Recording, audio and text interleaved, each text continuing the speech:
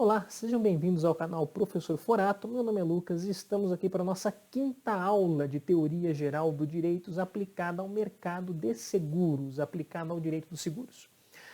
Informar a vocês que essa quinta aula é a última aula sobre a Teoria Geral do Direito, mas não a última do nosso minicurso, tá? Na próxima aula a gente vai tratar de contratos, a gente vai começar a delimitar as regras gerais do contrato e vai começar a delimitar como funciona o mercado de seguros, como que é a estruturação das seguradoras, para que, naturalmente, os contratos de seguro possam ser melhor compreendidos ao decorrer do nosso curso. Todo o caminho que a gente percorreu até hoje, vocês vão perceber como ele foi importante para a compreensão dessas regras contratuais, especialmente aquilo que diverge de direito público e privado, mas a aula de hoje ela tem uma função ainda mais importante.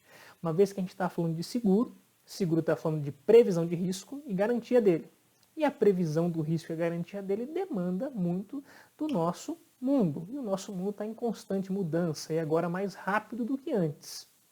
As novas tecnologias, a ciência está modificando a relação como o ser humano vê a si mesmo e como ele também interage com outros seres humanos. Isso é importante, porque os relacionamentos numa nova dinâmica, a ciência numa nova dinâmica vai criar novos riscos.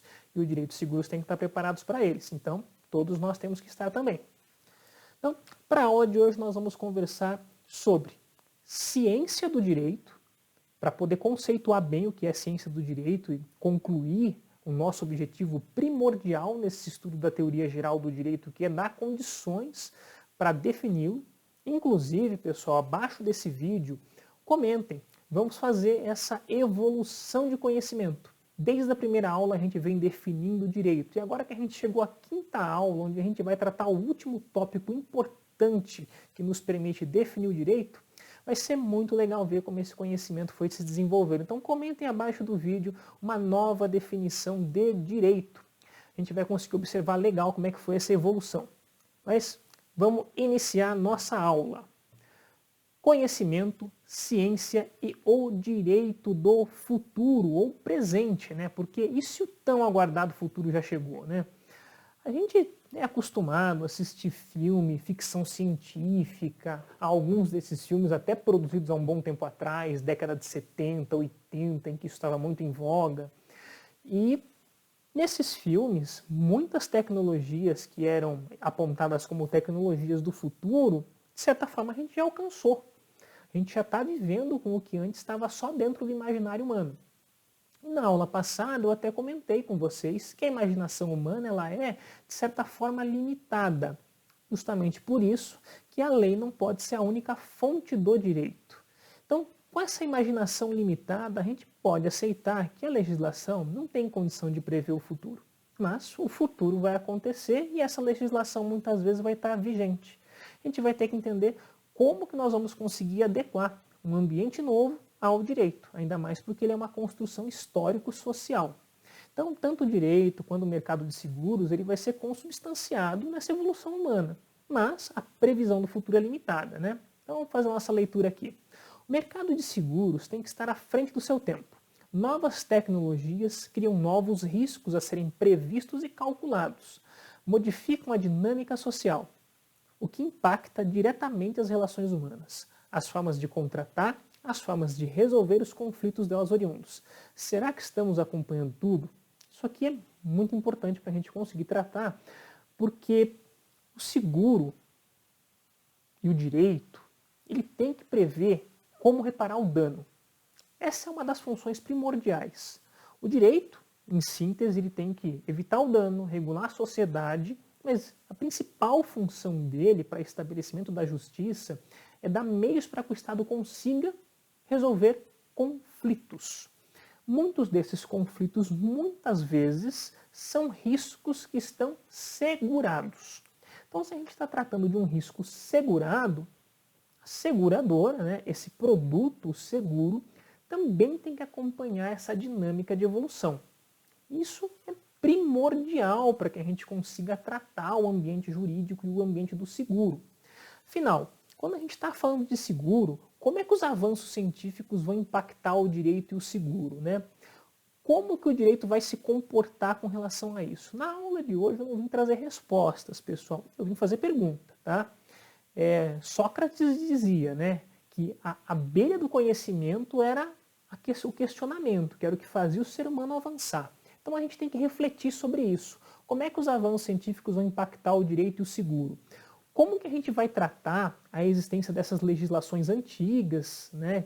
Até que a gente comentou na aula passada, legislação de 1960, que vem regular o mercado de seguros. Como é que essa legislação tão antiga vai ter condição de permitir uma boa interpretação de uma tecnologia atual? Como que um conflito que é gerado num ambiente totalmente novo, que não podia nem passar pela mente do legislador naquela época, pode ser regulado por uma lei antiga?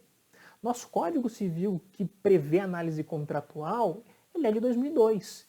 Em 2002 a gente não tinha contrato digital, em 2002 a gente não tinha procuração digital, a gente não tinha assinatura digital, a gente não tinha a possibilidade de fazer uma reunião como essa, uma conversa 100% pela internet com tão boa qualidade. Se a gente pensar 20 anos atrás, isso aqui nem era possível ser imaginado. 40 anos atrás, a internet não era nem sonhada. Mesmo assim, a gente tem legislação que está criando proteção para riscos que são resultados dessas tecnologias.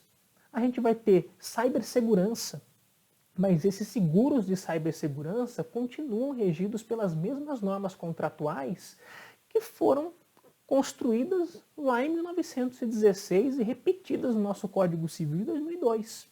Então, como é que isso vai funcionar?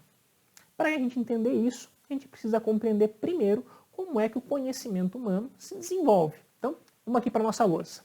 O conhecimento humano, ele vai ter uma estrutura, tá? Ele vai partir de um conhecimento que a gente chama de senso, né? Que é a interpretação básica que o ser humano faz do ambiente ao seu redor.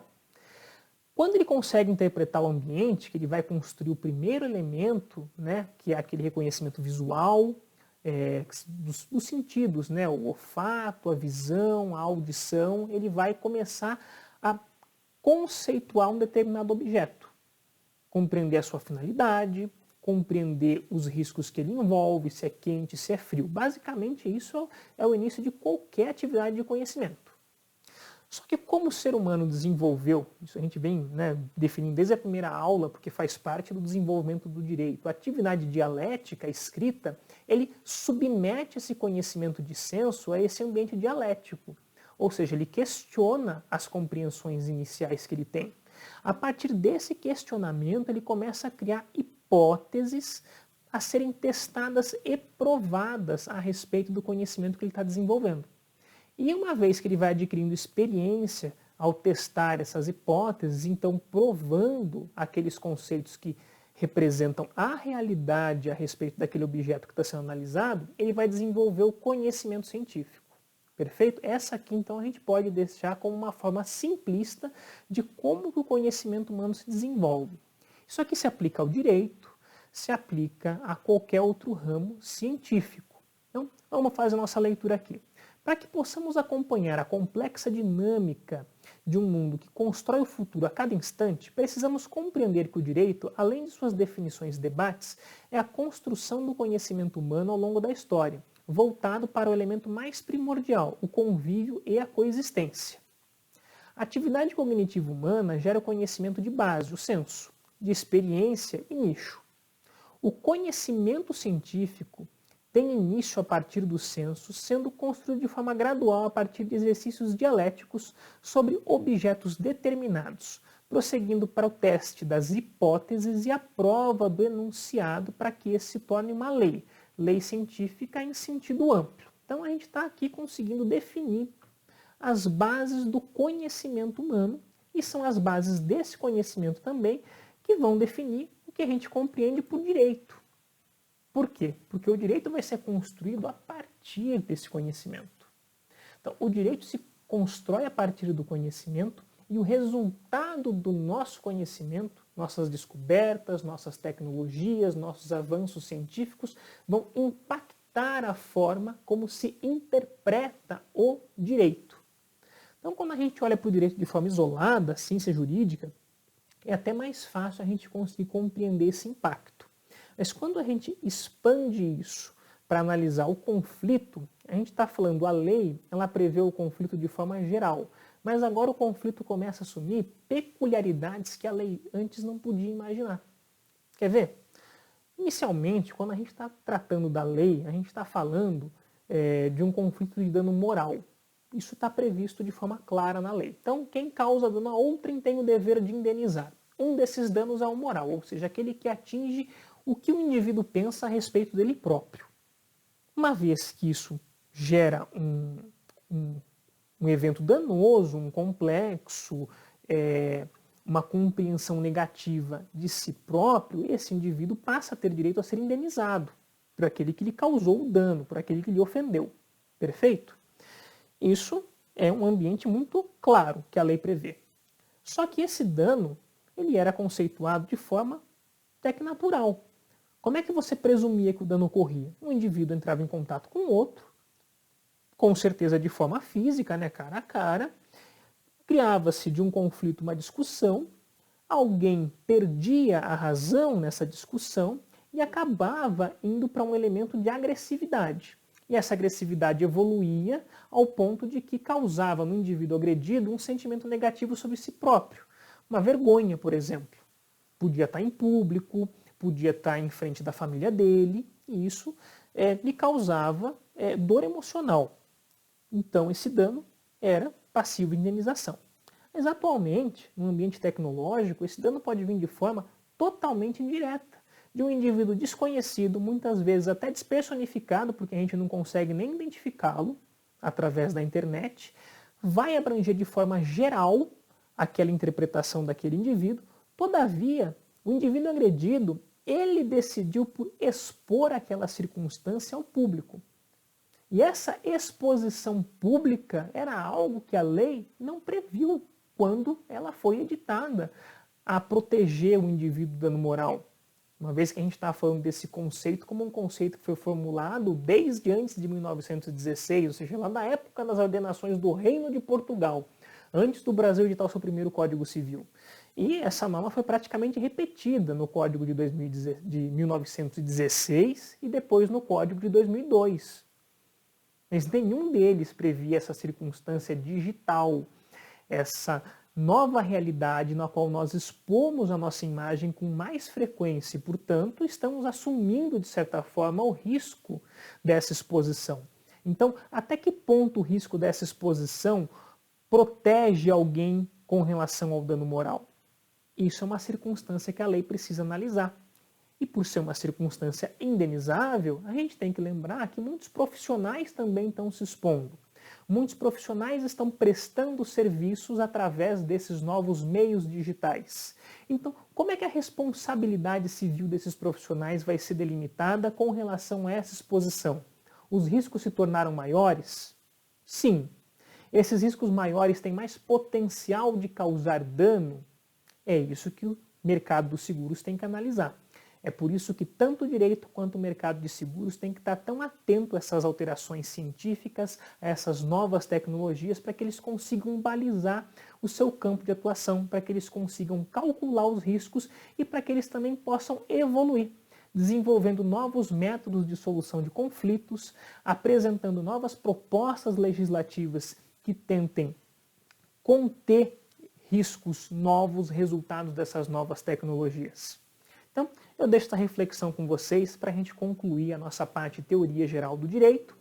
E, caso alguém não tenha se inscrito no canal, se inscreve, ativa o sininho, porque a gente vai colocar muitos vídeos nesse canal, não só de direito do seguro, mas outros temas também bem interessantes, voltados só para a ciência jurídica, alguns outros também só de curiosidade, alguns minicursos que a gente está preparando, mas principalmente a continuidade deste curso que você já iniciou, com as nossas próximas aulas a respeito do contrato de seguro. Então, para você receber esse conteúdo em primeira mão, se inscreve aí no canal. Beleza, pessoal? Até a próxima aula. Muito obrigado pela participação de todos. Foi um prazer falar de teoria geral de seguro com vocês.